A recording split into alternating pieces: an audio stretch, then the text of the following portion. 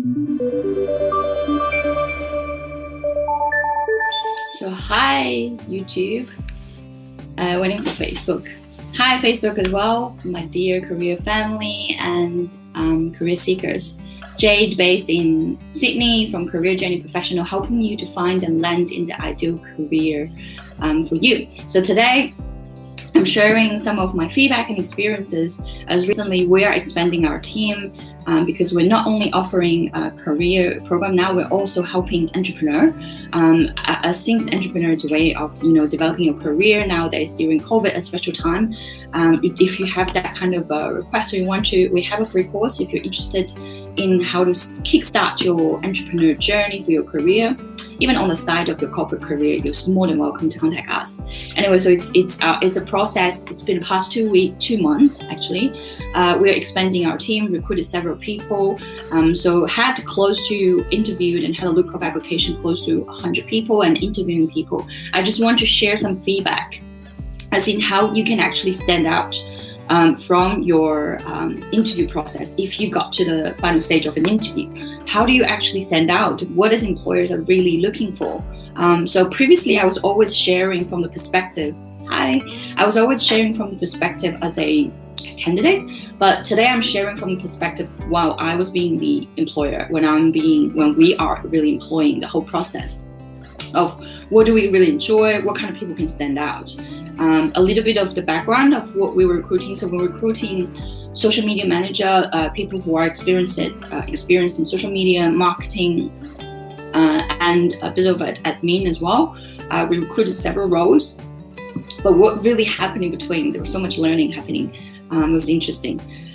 So just sharing three ways that you can stand out, and 3 things actually that we were looking for specifically in an interview or in the whole recruitment process. I mean, there are so many ways that you are being tested from the very beginning, including some of the personality tests, some of the assessments, some of the assignments that we give out, case studies. We asked to see their portfolios, past portfolios, all of those things. What exactly are we looking for behind all of the things? What exactly are employers looking for behind all of those assessments and requests and questions and your resume and your cover letter and interview questions? So 3 things. The first thing is very, very simple. We basically want to see that you have done exactly the same thing that we are looking for in our job, in your previous role. So we want to hear from you that in your previous role, you have probably done the exact same job descriptions, same kind of clients, same kind of processes, how you've done it, same kind of project, same kind of industry connections you may have, or basically the same way. I know this is not realistic, but basically the closer you can get to the similar experiences or the similar ways of you doing things, the better you will stand out. I'll share a little bit of the insight of what happened. So behind the recruitment process, we received so many applications from different people from different backgrounds. We had people in Sydney, we had people in different cities in Australia, we had people from overseas. We even had people who are professional models, or we even had people who are so professional and even created marketing and advertisements for Qantas, really big companies. Yes, they have glamorous resumes, but what we all ever wanted to see is that you know how to create social media posts. You know how to, schedule a social media weekly calendar. You know how to use Canva. You know how to create PDF. You know how to create flyers and program brochures, all of those things. Yes, we even had candidates who sent us video resumes, the beautiful model by the seaside, perfect body. But at the end of the day, what really made us smile, what's really music to our ears, is they have done exactly PDF. They know how to use Canva. And maybe they have worked for a coach company or education company before, which is the best. So that's what I mean. I've always shared from previous video that the employer wants to see that you have the most relevant past experiences, and this is how we mean. So really look at the job descriptions of every single small things that they want to see. That's exactly what the employers want to hear. That's exactly what we want to hear. It could be really just small things. Monday, you report to us what you have done last week. That's our process. That's what you have done before. And so you're good at it. And so you're so efficient at it. That's just music to our ears. That's my first point. So simple as a candidate. So my suggestion here for you, if you have done a lot of things and you have a lot of glamorous experiences, which is a good thing, but at this particular stage or in this particular case, or whoever, always go back to what the employers are looking for. It looks like they're looking at your resume, they're asking you interview questions. It looks like it's about you, but it's always about what they want to hear for that particular role, which is quite obvious anyways. That's my point number 1. Point number 2, again, very simple, know the position inside out. Now I know this can be a bit challenging. Before you even starting a job, you probably don't know the nitty-gritties of a particular role, what exactly are to be done on a daily basis, on a monthly basis, what the project processes, what are the milestones, what are the KPI, performance key indicators. But this is where you really need to do your deep research. You need to know as much as possible. But here again, that's why we prefer people had previous same experiences actually. So you would know exactly what would be like. As employers, we will come up with questions asking you, tell me what do you think this role is doing? Tell me what do you think on a daily basis you will be working on? That is all we wanted to hear from you, that I know this role, the most important thing is scheduling a weekly social media calendar so we can use pictures, Canva, videos, and we can also use quotes or interactive activities in a Facebook group to negotiate, to make sure all of these things happen, which is great. And that's the first step. Second step, if you really want to stand out, it's you know the position inside out to a point that you know the challenge of this role, you know the bigger picture of the role, you know the next step of the role, as in why do we assign you all of this? So one of the candidates actually literally say this to us. I know that you're recruiting a social media manager. On the basic level, you want all of your social marketing campaign, your post, your calendar to be scheduled. But I know that it's more important that you grow your audience. I know that it's important at the end of the day you have that sales conversion. I know that it's important that eventually you have clients coming to talk to you. That is music to our ears. I know I probably heard said this many times, but that's what I'm suggesting. Knowing the role inside out, you can start saying that my understanding of this role when you go into interview is I have to do this and this and this. But on top of that, I know the challenge. So I would encourage you to think about the next step of the challenge of this role, the next step of this role, or once you've done that well, what's the bigger picture? Why is this role created? Why are this job responsibility set aside to you? What is the purpose behind all of this? What is the project aim for your team, for your project, for your manager, for your supervisor? What do they really want to achieve?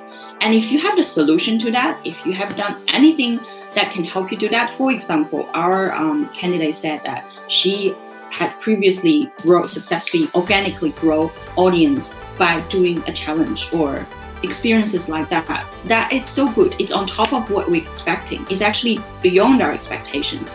But that's the best that will really make you stand out. And you don't really have to be a model to have a perfect body to have that. And even if you haven't done that before, totally fine. Again, this goes back to really thinking about what is the role is about, this position, and what can you do about it, right? So that's my point number 2. Know the position inside out and provide solutions even for the challenges, potential challenges for the role. Point number 3 is your attitude and your ethical standard. Now these, I haven't been talking a lot in my previous videos and even with my clients in my consultation room because I assumed it's quite a general sense. But I'm surprised it came out a lot actually during this whole process when we were recruiting, and also when I was recruiting for for other employers and for my clients, they mentioned this as well. Don't fake. When we ask something, have you done this and that? And if you say, yes, I've done it. I have always done it. I can do it 100%. Okay, tell me more about it. And then you have nothing to say. This is the exact conversation that we had. And we can see that she was faking it. So me, our whole team, we can see that. So be honest. Of course, you need to know how to articulate and best present yourself. with the right words, with certainty, with a firmness, but not lying, not faking. It's very subtle. That's why I'm helping my clients to do your interview training, right? That's why we designed our course to do it. And if you do need help with that, reach out to us. It's about finding your way to be authentic, to present yourself. But it's not about lying. It's not about faking it. It's not about pretending to be someone else. So the first thing and the most important thing is be honest and be professional in all possible ways, as in be punctual. We had people who didn't show up in the interview, and then after the interview time saying, oh, I'm sorry, I was not well, I couldn't make it. You don't care about this. If you do care, you would email us way earlier than telling us later. I would assume this is really basic professional standard, but seems it's not. So I'm just mentioning this here again, and it's a big red flag. It's a big red alert for employers. And another thing is, if you promise you will send your resume or your portfolio or anything at such and such a time, do what you say. That's just the basic, as in being professional. Carry out what you have promised. That's very important. And don't lie. When we see people lie, and when you're not being honest, that could be the sole reason that employers rejected people. And that's one of my previous employer, when I recruited for my client, that's what she said. A very good candidate, but she was lying. There's one small lie, but that's a moral thing. It's ethical standard, not fulfilling their company value. It could be a big no-no. And that's pretty much everything. Yeah, showing you have good attitude. If you really feel like it's gonna be a disadvantage, you worry that if you say no, you don't know anything, the right way to answer is, to be honest, I'm not 100% sure about this process, how you do it, but what I know is, or I know it's important at the end of the day to attract more clients. I'm good at learning. I am adaptive. I'm quick at hands-on tasks. I'm willing to learn. I'm happy to take on. I understand the purpose is to gain more audience. So I'm here for you. I really want to try. I'll be glad if you give me the opportunity. That's the right way to do it. That's the attitude. You're ready to learn. You're ready to jump in. You're ready to get your hands dirty. You have the right attitude, and be honest. All right. So that's everything I want to share for now. Just a quick recap. 3 things. You have done, if possible, exactly the same thing as this new role is requiring. That's what you want to demonstrate. Secondly, you know the position inside out. You even know the challenge or the next step of this position, and you have the solution, which is great. And thirdly, being honest, be punctual, be professional, be authentic.